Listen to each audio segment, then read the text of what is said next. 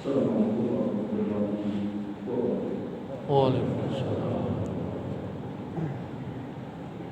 Bismillahirrahmanirrahim. Wassalatu wassalamu ala Rasulillah wa ala alihi wa sahbihi wa man wala wa la hawla wa la quwwata illa billahi al-'aliyyil 'azim. Alhamdulillah, di pagi hari ini kita bisa melanjutkan kajian kita masih membahas tafsir dari surah-surah yang terjemahan bersama, dan kita masih membahas surah Al-Rashidah yang tadi kita terprodukasi beberapa ayat di permulaan surah Al-Rashidah. Baik, kita lanjutkan. A'udzu billahi minasyaitonir rajim. Bismillahirrahmanirrahim. Wujuhun yawma idzin na'im li sa'yiha radiyah fi jannatin 'aliyah la tasma'u fiha laghiyan fiha 'ainun jariyah fiha sururun marfu'ah wa akwabun mawdu'ah wa namariku masfufah wa zarabiyyu mabthutha. Pada hari itu ada wajah-wajah na'imah yang diliputi dengan nikmat-nikmat Allah Subhanahu wa ta'ala. Lisa'yiha radiyah, atas usahanya dia pun merasa rela.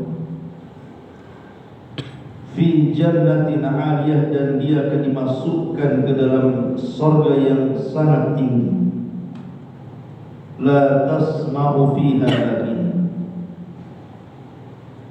yang tidak didengar di dalam surga itu kalimat-kalimat laghiyan yang melalaikan. Fiha 'ainun jariyah, pada surga itu ada mata air yang mengalir. Fiha sururun marfu'ah, dan di dalam surga itu ada kasur-kasur dan dipan-dipan yang ditinggikan. Wa akwabun mawdu'ah, dan gelas-gelas yang sudah disediakan. Wa namariku masfufah, dan bantal-bantal yang tersusun dengan rapi. Wa zarabiyyu mabthutha, dan permadani-permadani yang tersebar di seluruh surga. Masyaallah muslimin yang muliakan Allah Subhanahu wa ta'ala, kemarin kita sudah jelaskan bahwa di akhirat manusia itu akan berubah-ubah dari satu wajah ke wajah berikutnya, dan akan ada 4 wajah yang akan mengalami kepada siapapun yang masuk dalam surga. Pertama, wajah yang berwarna putih, kemudian berganti menjadi kuning.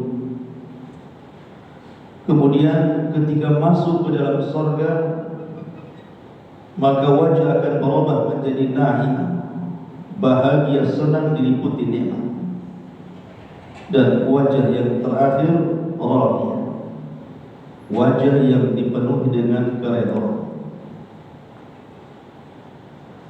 Kapan seseorang itu berubah dari satu wajah ke wajah berikutnya? Pertama, Allah Subhanahu wa ta'ala berfirman, yauma tabyaddu wujuh wa taswaddu wujuh. Pada hari itu ada wajah-wajah yang bersinar karena putih bersih. Tetapi juga pada hari itu ada wajah-wajah yang hitam karena.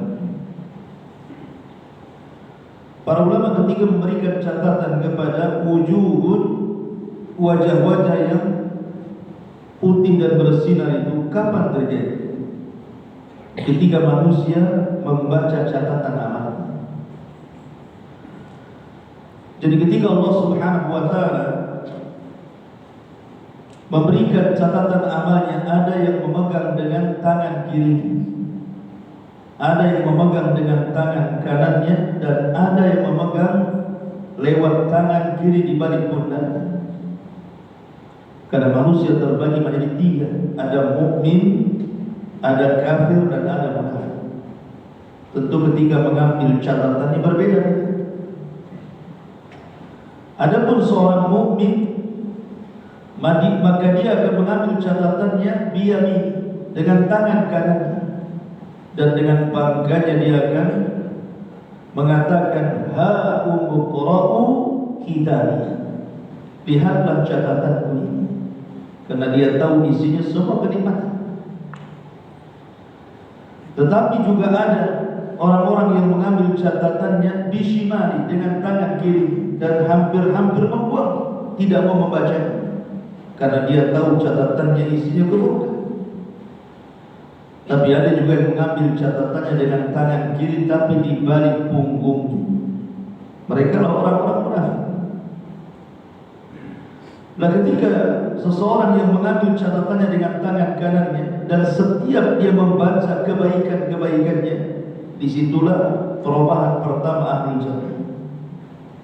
Maka wajahnya akan memutih dan bersinar, dan badannya pun akan mengembang, dan akan berhenti pada bentuk Adam alaihi salatu wassalam yang tingginya 60 hasta, 30 meter.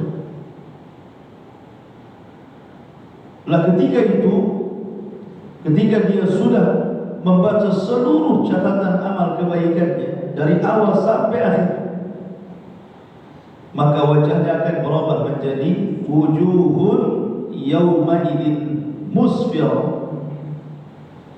Maka wajahnya akan menguning, dhahikatun mustabsyirah. Dia pun akan tertawa selebar-lebarnya karena bahagia.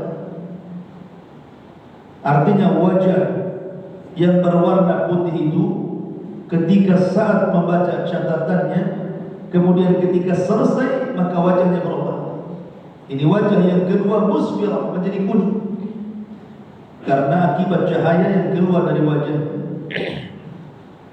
Ketika kemudian dia pun dimasukkan ke dalam surga, disinilah Allah Subhanahu wa taala katakan wujuhun yawma idin na'im. Maka wajah itu akan berubah menjadi na'im, penuh dengan kesenangan. Tentu seseorang manusia di dunia saja, apalagi diberikan kesenangan oleh Allah Azza wa Jalla, tentu wajahnya akan tampak dia senang. Orang senang dengan orang susah itu nampak wajahnya kan? Dari wajahnya saja tampak. Dan orang datang, satu senang, satu susah, satu banyak duitnya, satu mau pinjam uang, beda wajahnya. Di dunia saja tampak itu wajah-wajah yang susah dan wajah-wajah yang senang. Tapi di surga tidak ada wajah-wajah yang susah. Semua na'im, diliputi dengan nikmat, artinya di atas kesenangan. Karena di surga itu tidak ada kesedihan. Sedih itu hanya ada di dunia. Di surga itu tidak ada kesedihan, semua kesenangan. Makanya kenapa surga itu disebut Jannatun Na'im, surga yang penuh dengan nikmat yang kita hajatkan di situ. Kemudian baru dari na'imah berubah menjadi radiyah, li sa'yiha radiyah, karena dia merasa ridha. Dan itu wajah yang paling akhir dari wajah-wajah penduduk surga. Dia merasa ridha ketika di dunia dia beramal saleh. Makanya dahulu ada ahadus salaf, salah seorang salaf, ulama salaf, ketika saat sakaratul maut, anaknya menangis. Kemudian ayahnya, seorang ulama ini mengatakan, kenapa kau menangis wahai anak? Kata anaknya, karena aku melihat engkau dalam posisi mengalami kesulitan saat sakaratul maut. Maka ayat yang mengatakan tidak perlu engkau menangis, karena ayahmu tidak pernah tidak menghatamkan Al-Quran selama 40 tahun. Ayahmu tidak pernah tidak kecuali menghatamkan Al-Quran setiap hari selama 40 tahun. Lalu apa yang kau sedihkan? Inilah wujuhun yawma idzin na'imah li sa'yiha radiyah, karena usahanya dia itu. Dan semua usaha kebaikan di dunia pasti pemiliknya kelak di surga itu akan rela dengan amalannya. Tetapi di dunia tidak semua orang beramal soleh itu rela. Ada orang yang bersedekah terpaksa, ada orang yang sholat malas-malas terpaksa daripada meninggalkan. Ada orang berpuasa pun terpaksa akhirnya tidur terus sampai waktu buka yang penting selesai puasanya. Ada orang beramal soleh tidak rela. Tetapi orang-orang yang beriman di dunia saja, sebagaimana perkataan Imam Ibnu Qayyim rahimahullah ta'ala, fawalladzi nafsi biyadi, kata Imam Ibnu Qayyim, demi zat yang jiwa berada di tangannya, kalian tidak akan masuk surga akhirat sebelum memasuki surga dunia. Ketika ditanya apa itu surga dunia ya Imam, maka Imam Ibnu Qayyim mengatakan itminanul qalbi, karena ketenangan hati. Setiap ibadahnya tenang. Harusnya orang yang bersedekah, habis sedekah itu senang dan tenang. Tapi banyak orang yang bersedekah, habis sedekah menyesal.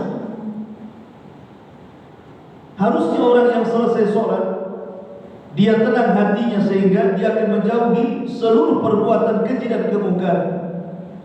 Karena Allah mengatakan inna salata tanha 'anil fahsya'i wal munkar. Tetapi ada orang habis sholat malah tidak tenang, masih juga dia menggibah, masih juga dia maksiat. Ataupun orang yang beramal soleh apapun, harusnya kan orang yang habis amal soleh itu harusnya tenang, karena semua amal soleh itu masuk pada kata-kata zikrullah. Dan Allah mengatakan ala bi dzikrillah tatmainnul qulub. Ingatlah dengan mengingat Allah, dengan salat, dengan sedekah, dengan zakat, dengan puasa, silaturahim dan begitu seterusnya.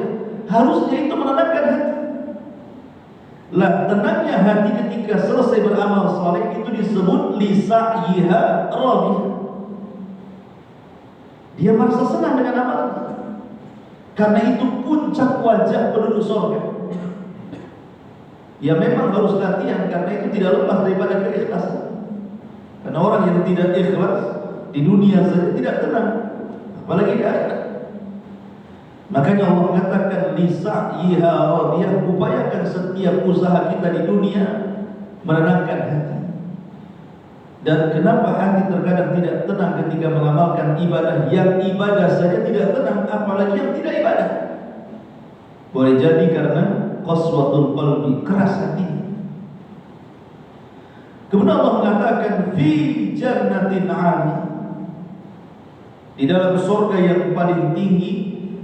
Dan di sini kata para ulama ada pelajaran bahwa seseorang itu harus memiliki himmatun 'ali. Himmah itu artinya tekad yang kuat untuk meraih sesuatu yang tinggi. Makanya Allah Subhanahu wa ta'ala tidak mengatakan fi jannatin titik sampai di sini, tetapi ada kata-kata 'ali.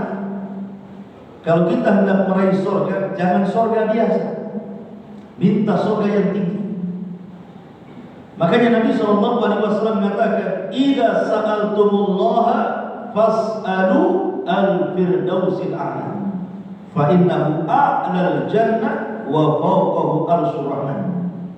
Kalau kalian hendak meminta surga, jangan tanggung-tanggung, minta surga firdaus. Kita sering berdoa meminta surga, ya Allah masukkan aku ke dalam surga. Jangan cukup sampai di sini. Ya Allah masukkan aku ke surga firdaus. Tambah kalimat firdaus. Karena Rasul yang memerintahkan, apabila engkau meminta surga, mintalah surga firdaus. Jangan tanggung-tanggung, karena surga firdaus surga yang paling tinggi. dan atapnya langsung arsy Allah Subhanahu wa taala. Makanya di sini ada himmah aliyah, ada tekad yang kuat bahwa seseorang itu harus masuk ke dalam surga, bukan hanya surga, tapi surga yang paling tinggi, supaya kita semangat untuk ibadah. Tapi sayang, setiap permintaan kita ini terkadang kita lebih banyak meminta dunia dibandingkan minta surga. Makanya sering saya katakan, perhatikan pelajaran dari doa satu jahat. Rabbana atina fid dunya hasanah wa fil akhirati hasanah wa qina adzabannar. Di sini ada 3 permintaan. Rabbana atina fid dunya hasanah. Ya Allah, berikan kepadaku di dunia ini dengan kebaikan. Mungkin dengan rezeki yang berlimpah, anak-anak yang saleh dan saleha, pasangan yang saleh dan saleha, tetangga yang baik, kendaraan yang baik, rumah yang baik. Itulah permintaan kita di dunia. Kemudian permintaan yang kedua, wa fil akhirati hasanah, dan juga dengan akhirat yang baik. Kemudian yang ketiga, wa qina adzabannar, dan jauhkan kami dari azab neraka. Perhatikan di sini. Ada 3 permintaan. Permintaan dunia itu cuma 1. Tapi permintaan akhirat 2. Wa fil akhirati hasanah 1, wa qina adzabannar 2. Artinya apa? Kalau Anda hendak meminta dunia di dunia, maka mintalah 1/3-nya saja, dan 2/3-nya minta akhirat. Itu maksudnya.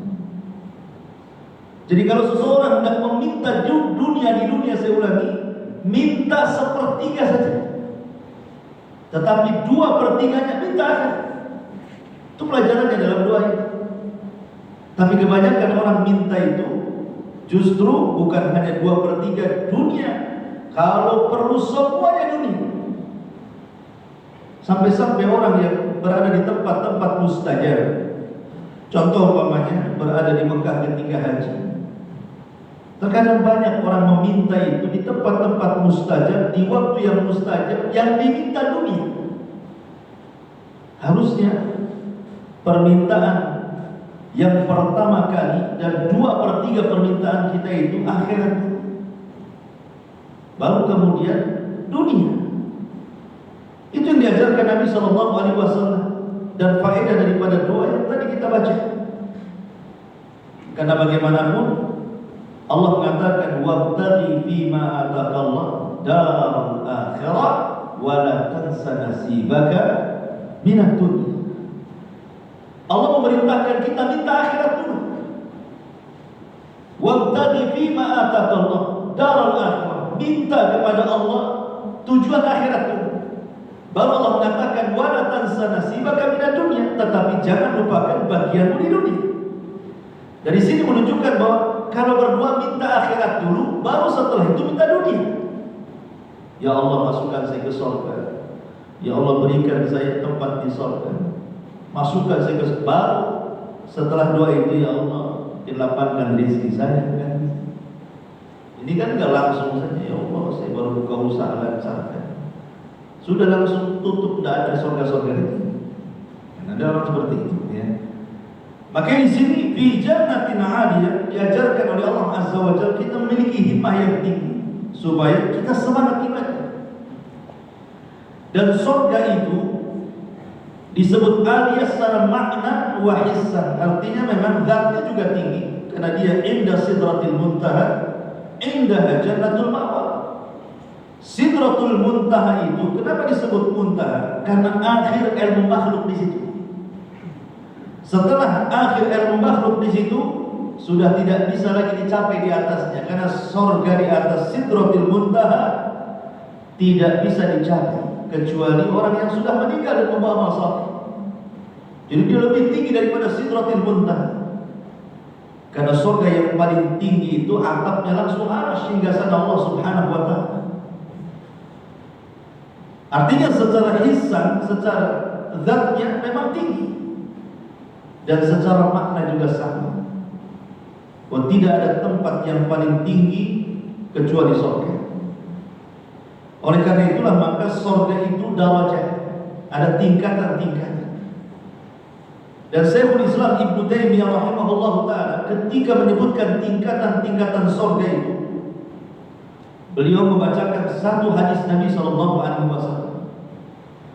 Ketika Allah Subhanahu wa taala memanggil para pencinta Quran, terutama para penghafal Quran, orang-orang yang gemar membaca Quran, dipanggil oleh Allah di surga.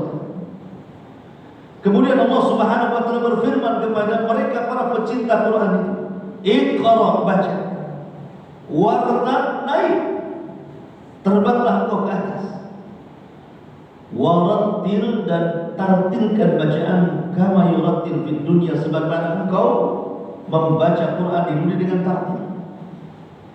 Dan di sini juga ada perintah bahwa tidak boleh tergesa-gesa membaca Al-Quran. Kama kunta turattil fid dunya, sebagaimana engkau tartilkan bacaanmu di dunia. Fa inna manzilataka inda akhiri ayatin taqra'uha, karena akhir daripada tingkatan-tingkatan di surga itu disesuaikan dengan banyak tidaknya seseorang membaca Al-Quran di dunia. Semakin banyak baca Quran, maka semakin tinggi tingkatan. Makanya hani'an li hafidhul Quran, selamat Anda yang suka menghafal Quran.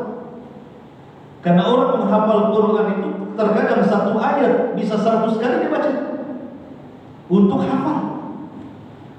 Dan setiap satu huruf itu 10 kebaikan. Kalau Anda membaca surat pendek saja, waktu menghafal, umpamanya surah At-Tuha Anda hafal, satu ayat Anda baca 100-200 kali sampai mungkin umpamanya kan, sudah berapa tuh pahalanya? Sementara setiap satu huruf saja, kata Rasul, "Man qara'a harfan min kitabillah falahul hasanatu wal hasanatu bi asyri amsalihha, la aqulu alif lam mim harfun walakin alifun harfun wal lamun harfun wa mimun harfun", kata Nabi. Siapa yang membaca satu huruf dalam Quran saja, satu huruf dapat kebaikan yang dilipat gandakan 10 kali lipat kebaikan. Aku tidak katakan alif lam mim satu huruf, kata Rasul, tapi alif satu huruf, lam satu huruf, mim satu huruf. Artinya setiap satu huruf 10 kebaikan. Kalikan saja. Surah Tuhan berapa itu? Kali 10 itu. Kalau bacanya sekali, kalau 2 kali, 3 kali sampai 100 kali, maka banyak pahalanya. Makanya semakin orang gemar membaca Quran di dunia, semakin tinggi pahalanya dan semakin tinggi derajatnya di surga. Dari sini kata Ibnu Taimiyah rahimahullah taala bahwa tingkatan-tingkatan surga itu sejumlah ayat dalam Al-Quran. Berapa ayat dalam Al-Quran? 6.500 kurang lebih. Begitulah jumlah tingkatan di surga, dan satu tingkatan ke tingkatan berikutnya itu jaraknya sama dengan langit ke bumi. Karena memang surga itu seluas langit dan bumi. Allah yang mengatakan, "Arduhas samawati wal ardu iddat lil muttaqin. Wasari'u ila magfiratin min rabbikum wa jannatun arduhas samawati wal ardu iddat lil muttaqin." Dan surga itu luasnya selangit dan sebumi. Jadi satu tingkatan ke tingkatan surga itu tingginya bagaikan langit dan bumi. Dan semakin tinggi tingkatan di surga, semakin tinggi pula surga yang didapat. Karena surga itu sifatnya darajat, berbeda dengan neraka sifatnya darokat. Darajat itu kalau tangga ke atas, itu disebut darajat. Kalau darokat itu tangga ke bawah. Artinya neraka semakin bawah semakin jelek gitu ya. Surga semakin tinggi semakin indah. Lah surga itu memiliki tingkatan-tingkatan.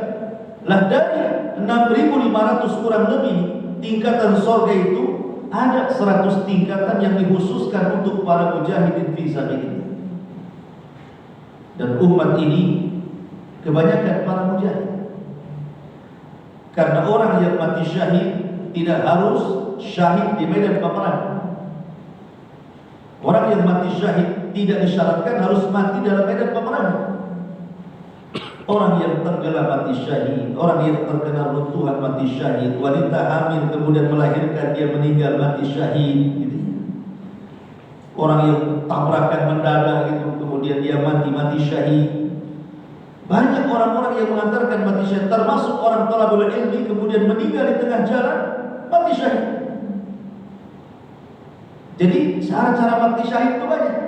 Tidak mesti harus orang yang berperang di sebuah pertempuran melawan orang-orang kafir. Makanya ada istilah, ada syahid fid dunya wal akhirah, ada syahid fil akhirah, ada syahid fid dunya, ada syahid dunia akhirat. Itulah memang orang yang meninggal saat peperangan melawan orang kafir, kemudian dia mati dalam peperangan, disebut asy-syahidu fid dunya wal akhirah. Di dunia dikatakan syahid, di akhirat dikatakan syahid.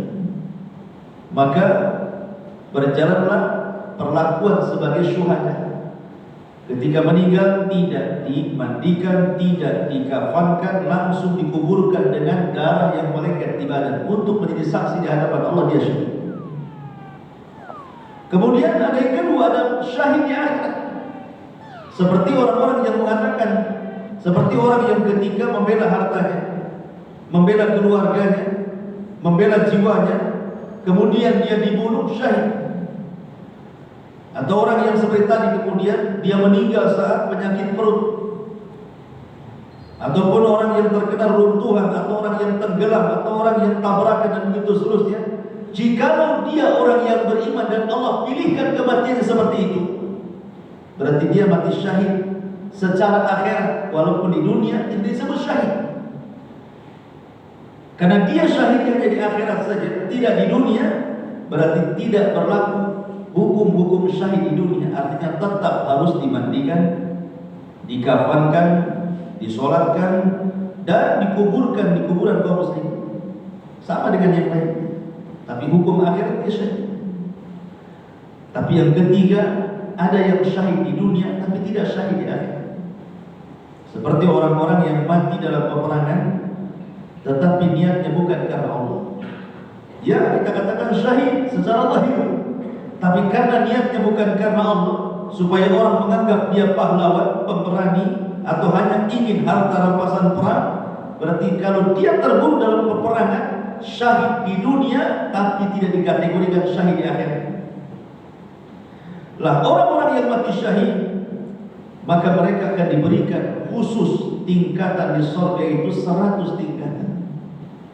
Fi jannatin 'aliyah la tasma'u fiha laghiya. Kemudian Allah Subhanahu wa taala sedikit merinci tentang surga. Seperti apa surga itu? Maka Allah mengatakan la tasma'u fiha laghiyah, engkau tidak akan mendengar di dalam surga itu laghiyah, ucapan-ucapan yang melalaikan atau bahkan menyakitkan. Melalaikan pun tidak, apalagi menyakitkan. Di dunia ada saja orang yang mencela kita, ada saja orang yang menggibah kita, membuli kita, menghina kita, merendahkan kita sehingga kita sakit hati. Atau orang yang kita cintai disakiti orang, kita tidak tenang. Kita mencintai sahabat Nabi SAW, Abu Bakar, Umar, Utsman. Orang-orang Syiah mencelanya, Abu Bakar kafir, Umar kafir, Utsman kafir. Sakit hati kita. Ada ucapan-ucapan di dunia ini yang sakit hati. Tetapi di surga itu jangan lagi cerita ucapan sakit hati. Ucapan sia-sia saja tidak ada. Kalau di dunia kan ucapan sia-sia banyak. Kadang kita ngobrol 1 hari, 2 hari, 1 malam, 2 malam, tanpa hasilnya nggak jelas. Ya hanya ngobrol saja, ngalor hidup, ketan mulon, kata orang yang nggak jelas. Nggak ada manfaat. Di surga nggak ada, karena di surga itu ucapannya semuanya salam, salamun alaikum bima sabartum fa ni'ma uqbad. Semua ucapan di surga itu salam, artinya keselamatan. Selamat dari orang yang mencaci, tidak ada di surga orang mencaci. Selamat dari ghibah, tidak ada di surga orang ghibah. Selamat dari ucapan-ucapan yang nyelekit gitu, memfitnah, nggak ada di surga orang memfitnah. Semua salam keselamatan ucapan di surga. Makanya kalimat yang paling tinggi di surga itu salam, karena Allah juga salah satu namanya salam. Dan setiap orang masuk surga langsung akan diberikan salam oleh para malaikat, salamun alaikum bima sabartum. Keselamatan bagi kalian hasil upaya kesabaran kalian di dunia. Semua kalimat di sorga selamat, tenang hatinya, tidak ada sia-sia. Dan al-jaza min jinsil amal, balasan itu disesuaikan dengan pekerjaannya di dunia. Khadijah, istri Nabi SAW, tidak pernah bermasalah dengan Rasul walaupun satu kali. Khadijah tidak pernah ucapannya menyakiti Rasul walaupun satu kali. Makanya Nabi SAW tidak pernah poligami, karena cukup dengan Khadijah. Sebagai balasannya, karena Khadijah tidak pernah membuat bising Rasul, menyakiti Rasul, maka Rasul mengatakan ketika Jibril habarkan gembira kepada Khadijah, Khadijah akan dibangunkan sebuah istana di sorga, la khasaba fiha wala nasab, yang tidak ada keletihan dan tidak ada kebisingan, karena dia tidak pernah membuat letih Rasul dan tidak pernah membuat bising Rasul. Maka balasan sesuaikan pekerjaan. Dan ini juga pelajaran kepada ibu-ibu para wanita. Maka semakin bising di dunia, maka dia tidak akan masuk surga. Karena bagaimanapun Rasul pernah melihat kondisi neraka, wa aktsaru ahliha nisa, kebanyakan penduduknya itu perempuan. Kebanyakan perempuan yang masuk neraka itu bukan karena dosa minum khamr, bukan karena dosa membunuh. Ingat itu. Bukan dosa karena dia meninggalkan sholat, meninggalkan puasa, bukan itu.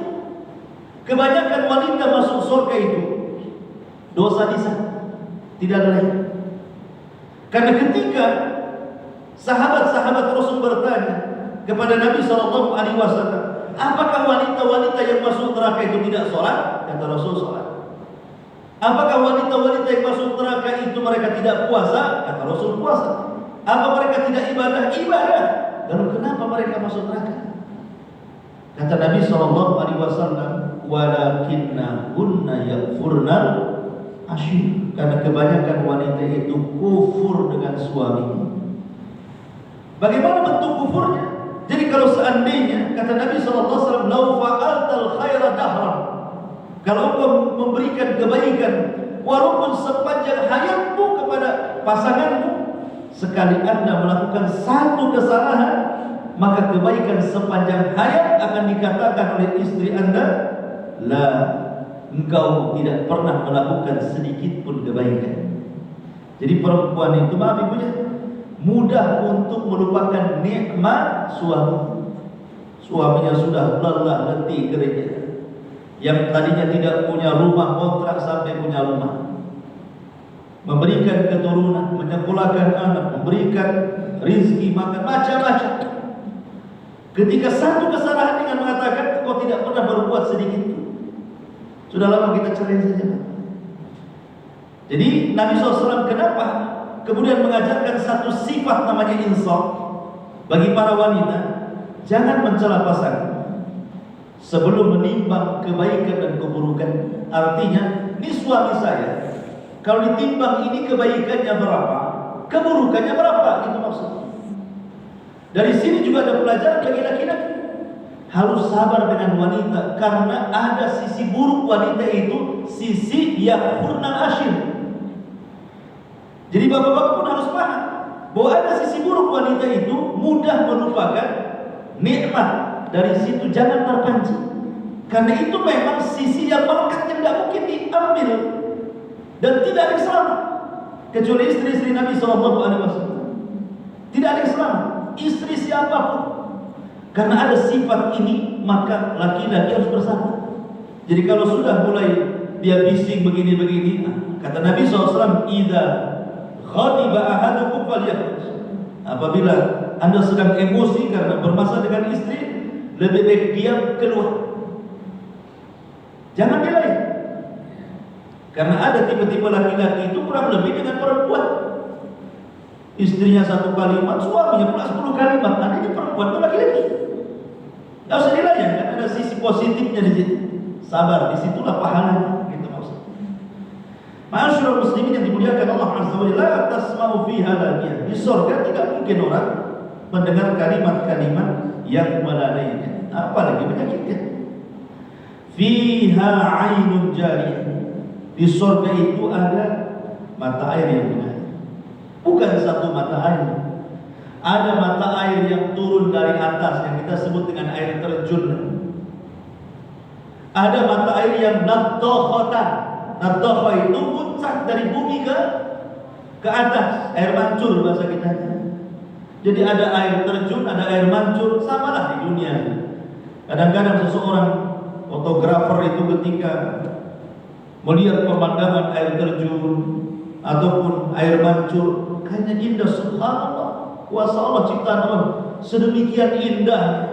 Tentunya surga walillahil matsalul a'la, jauh lebih indah dibandingkan mata air dunia. Bahkan ada satu tempat itu saya lihat di YouTube, ada satu gunung itu memancarkan dua mata air. Yang satu panas sekali, yang satu dingin sekali. Kuasa Allah. Dan sangat indah itu.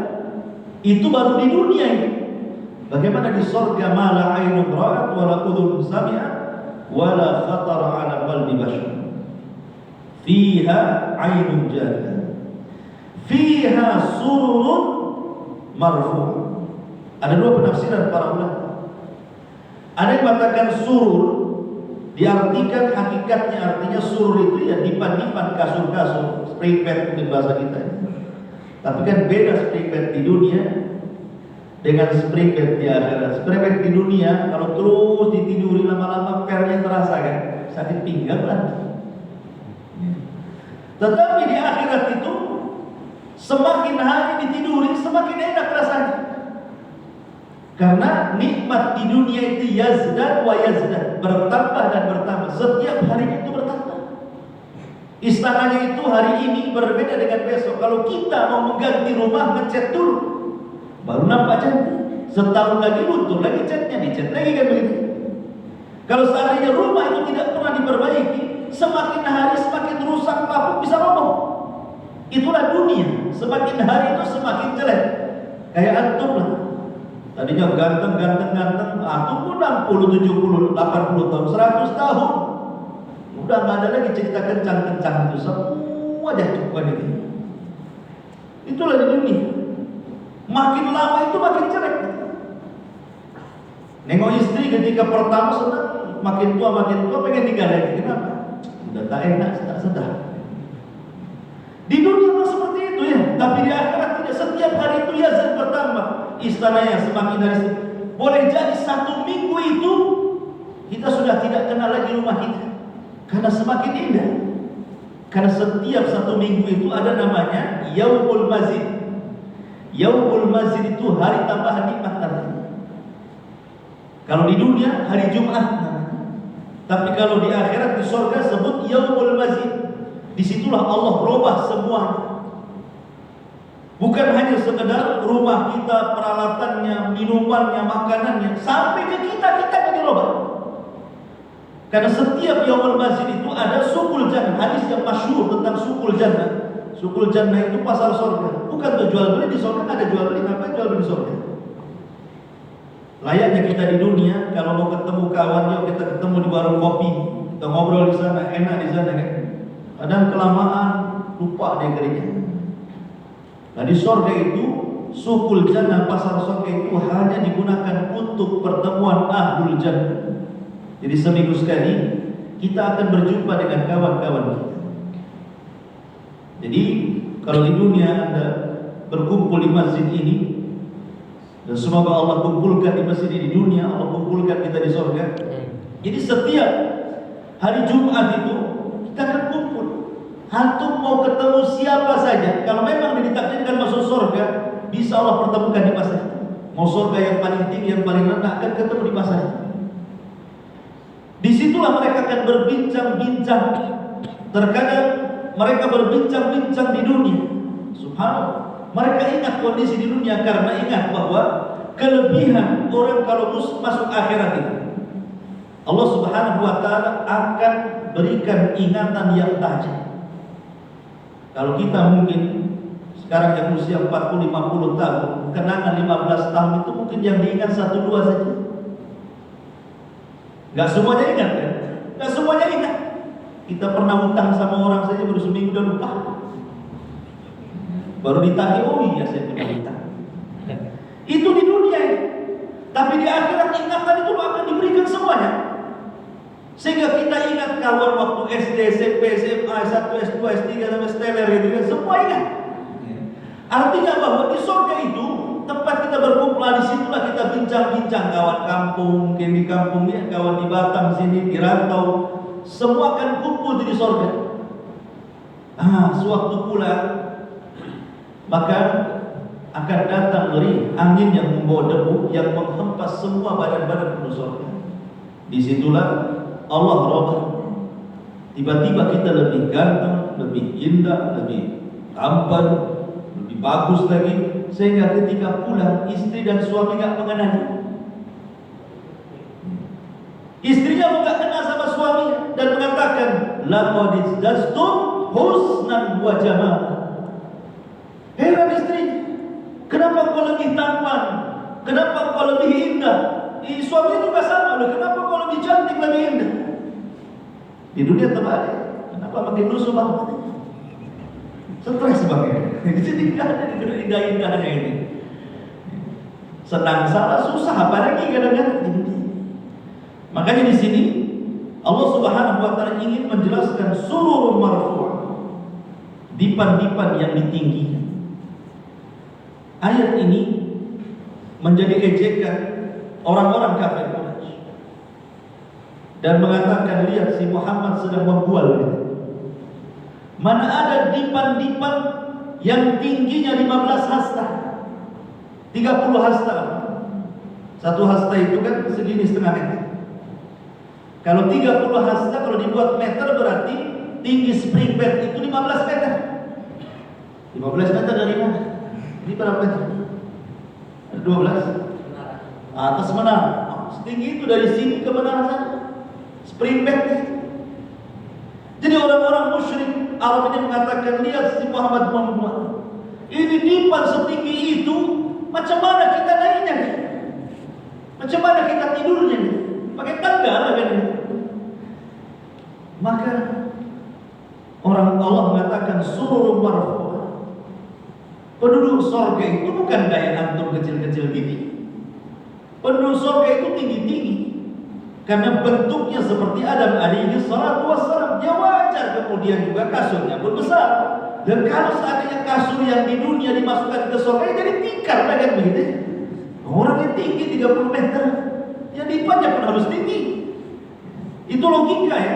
Tetapi mereka tidak hendak itu, mereka hendak mengolok-olok Quran. Makanya Allah mengatakan fiha sururun marfu'ah. Ini satu penafsiran. Penafsiran yang kedua, surur itu diambil dari surah. Surah itu artinya bahagia. Idza farih, kalau dia bahagia. Maksudnya surur di sini adalah bidadari dan wanita-wanita yang masuk ke dalam surga, termasuk wanita-wanita dunia yang masuk ke dalam surga jauh lebih indah dibandingkan bidadari. Padahal kalau kita cerita wanita yang indah, yang molek, yang cantik, pasti disebut kayak bidadari. Tetapi wanita dunia yang masuk surga jauh lebih indah dibandingkan bidadari. Kenapa? Bidadari tercipta tanpa amal. Tapi orang dunia masuk surga, lelah letih seorang wanita beramal baru masuk surga. Tentu akan lebih indah jauh dibandingkan bidadari. Surur itu artinya wanita-wanita yang membuat senang suaminya. Marfu'ah artinya diangkat dari seluruh aib. Wanita di surga itu tidak disentuh nifas, tidak disentuh haid, tidak disentuh kotoran, berak, kencing, mengeluarkan dahak, ingus dan yang lainnya. Semua marfu diangkat. Di dunia terkadang istri kita ada waktu-waktu haid, kita malas mendekatinya. Ya sudah lagi haid, malas pula berdandan, makin jelek lagi. Artinya bahwa di dunia ini ada hal-hal yang kita tidak suka dari pasangan. Tapi di akhirat itu semua yang tidak kita sukai dari pasangan kita marfu'ah, diangkat oleh Allah Azza wa Jalla. Sehingga betul-betul wanita surga semua suci, suci dari haid, suci dari nifas, suci dari kotoran-kotoran dan begitu seterusnya. Sururun marfu'ah. Wa akwabun mawdu'ah, dan gelas-gelas yang sudah tersedia. Di dunia, kalau kita mau minta minum, minta diambilkan dulu. Tolong diambilkan minum, minta diambilkan dulu. Kadang-kadang lama sedikit emosi lah kita. Lama kali ngadu gula saja kita. Kadang-kadang gulanya masih beli pula di warung, makin emosi.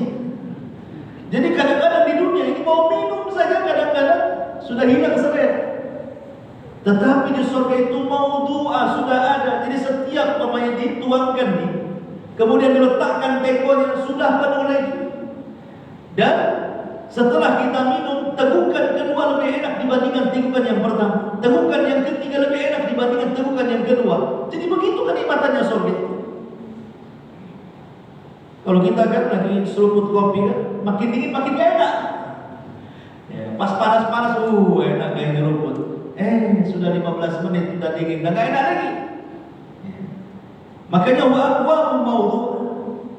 Dan juga gelas-gelas yang sudah tertata rapi, sudah tinggal ngambil saja. Lah siapa yang menuangkannya? Kok sudah ada airnya pun di situ. Allah Subhanahu wa taala mengatakan yatufuna 'alaihim ghilmanun mukhalladuna bi aqwabin wa abariqa wa ka'sin min ma'in. Jadi surga itu ada pula ghilman, ada anak kecil. Ada yang mengatakan anak-anak kecil ini anak-anak orang kafir yang mati sebelum balik. Mereka tidak punya dosa, masuk surga. Tapi anak-anak kecil sebelum balik ini, mereka ditugaskan untuk menjadi pelayan anak orang kafir. Dan mereka akan dibuat lucu oleh Allah Azza wa Jalla dan tidak akan pernah hilang lucu. Seperti Anda lah punya anak kecil. Biasanya usia 2 tahun, 3 tahun, 4 tahun, 5 tahun itu masih lucu-lucunya. Senang kayaknya. Seorang bapak lelah letih kerja di luar, pulang tengok anaknya dulu, udah hilang tuh letih. Itu di dunia, tapi ada masa bosannya. 5 tahun senang, 10 tahun udah kurang aja. Kadang-kadang kalau sudah 20 tahun sudah kerja, durhaka, makin pula stres dia kan. Lebih baik aku lahirkan anak anjing daripada engkau wahai anak. Ada orang tua yang kayak gitu. Saking kurang ajarnya anak itu. Tapi di surga nggak ada anak itu segitu saja, lucunya nggak akan hilang. Setiap hari makin lucu. Itulah hari-hari dia menuangkan minuman kepada kita. Allah buat pelayan bagi kita. Wa aqwamu mawdu'ah wa namariku masfufa. Dan bantal-bantal. Tentu bantal surga beda dengan bantal di dunia. Wa zarabiyu mabsusah. Permadani maksudnya, ya kayak kita ini di rumah itu kan ada ruang tamu, kadang-kadang dikasih permadani, dikasih sajadah lepang gitu ya. Nah, jadi di surga juga ada, tetapi tentu keindahannya jauh lebih indah lagi. Kalau Allah mengatakan afala yang turuna ila ibli kaifa khuliqat, ini sudah pembahasan lain. Insyaallah kita lanjut. Wallahu a'lam. Ya.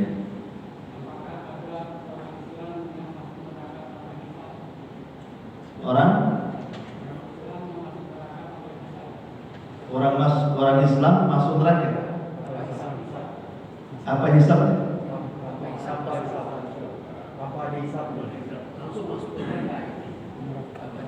Orang Islam yang bermaksiat. Apakah orang Islam ada orang Islam yang masuk surga tanpa hisab? Oh, masuk neraka tanpa hisab. Masuk neraka ini hisab dulu. Kalau masuk surga, iya. Masuk neraka itu setelah dihisab. Kalau nggak ada hisab, nggak akan masuk neraka. Karena hisab itu artinya perhitungan kita di dunia. Di dunia kita buat apa? Ditanyakan oleh Allah Azza wa Jalla sebagai ujian. Ya, itulah dalam catatan itu kan semua sebenarnya catatan amal itu. Ada yang kebaikannya jauh lebih banyak dibandingkan keburukan, itu direct masuk surga. Nggak akan masuk neraka. Memang ada keburukan dalam catatannya, karena tidak mungkin manusia itu baik semua. Sak soleh-solehnya, sak alim-alimnya orang pasti berbuat buruk. Tetapi ketika kebaikannya jauh lebih besar, anggaplah 60-40 gitu ya, 60 kebaikannya, 40 keburukannya. Artinya kebaikannya jauh lebih banyak dibanding keburukannya, direct masuk surga. Nggak ada cerita masuk neraka orang ini. Walaupun ada keburukan. Kemudian yang kedua, keburukannya lebih banyak.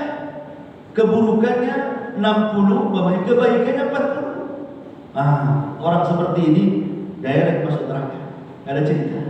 Tetapi dibersihkan dulu dosa-dosanya yang 60 itu, baru kemudian setelah itu dimasukkan ke dalam surga. Lah ada yang 50-50 yang disebut dengan ashabul a'raf, 50% kebaikannya, 50% keburukannya. Tetapi endingnya nggak akan masuk neraka orang, masuk surga. Cuman hisabnya terakhir. Semua dihisab kecuali dia. Jadi ashabul a'raf itu terakhir dihisab, tetapi endingnya masuk surga. Ashabul a'raf akan masuk neraka, dapat syafaat. Tapi ingat bahwa semua umat Islam pasti masuk surga. Semua umat Islam. Nabi mengatakan dalam hadisnya, kullu ummati yadkhuluna jannah. Semua umatku pasti masuk surga. Alhamdulillah. Selama kita masih Islam, maka ada kesempatan masuk surga. Tetapi ada yang masuk surga duhuliyah awaliyah, langsung direct masuk surga. Ada juga yang harus mampir dulu ke neraka, tetapi ujung-ujungnya juga masuk surga. Makanya ada istilah alhamdulillah binikmatil Islam. Segala puja dan puji bagi Allah atas nikmat Islam. Kenapa disebut nikmat Islam? Karena orang Islam itu walaupun harus masuk neraka, tapi endingnya masuk surga. Beda dengan orang kafir. Kalau sudah masuk neraka, ya sudah dikekalkan di dalamnya. Itulah kita bersyukur dengan nikmat Islam. Wallahu a'lam. Orang mati bunuh diri, ada hadisnya bahwa dia dikekalkan di neraka. Orang yang bunuh diri dikekalkan di neraka. Orang yang mati dalam kondisi minum khamar dikekalkan di neraka. Orang yang membunuh seorang mukmin secara sengaja dikekalkan di neraka. Tetapi khuludiyatun nar, kekekalan di neraka itu ada dua. Ada khuludun abadi, ada yang memang kekal selama-lamanya. Ada khuludun la abadiyah, dia kekal tapi tidak selama-lamanya. Kalimat kekal itu ada dua.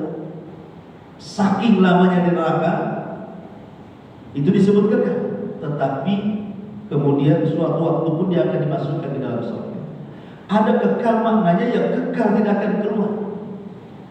Kalau orang yang bunuh diri dan seorang muslim, atau orang yang membunuh seorang muslim secara sengaja dan tidak bertobat, atau mati dalam kondisi mudminul khamar, orang yang mabuk, yang gemar minum khamar, mereka akan lama di neraka. Itu maksudnya kekal, itu maksudnya akan lama dilamakan di nerakanya, tetapi endingnya termasuk surga, tapi dilamakan. Nah, disebut kekal.